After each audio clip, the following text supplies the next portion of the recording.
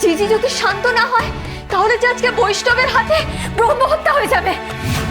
আমি এই রুদ্র তেজ কিভাবে শান্ত করবো, পথ দেখাও।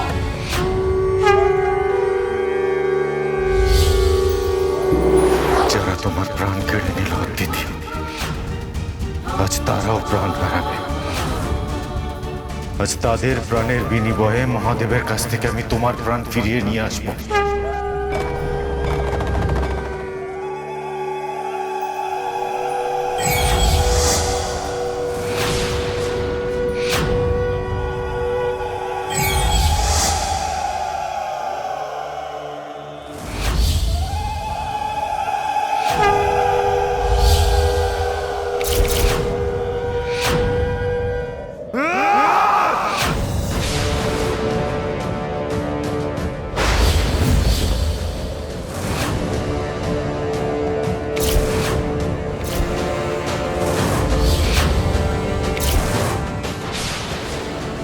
গলায় কণ্ঠী, মানে তো বৈষ্ণব। বৈষ্ণব অথচ এমন রুদ্রতাণ্ডব করছে দেখে মনে হচ্ছে যেন মা সতীর প্রাণ বিসর্জনের পর প্রলয়ঙ্কারী মহাদিদেব মহাদেব। কে এর পরাক্রমী বৈষ্ণব? তবে কি সেই ভবিষ্যৎবাণী সত্যি হতে চলেছে?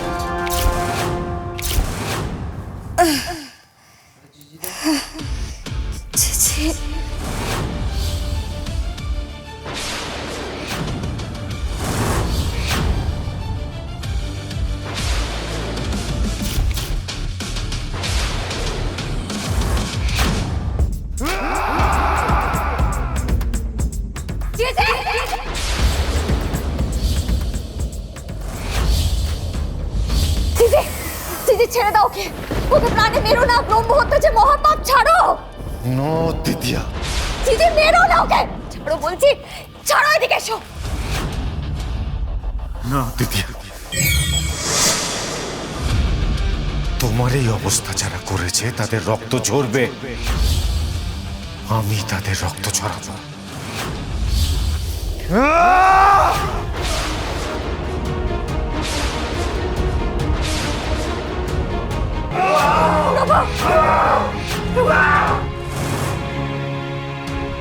প্রভু, এখন আমি কি করব?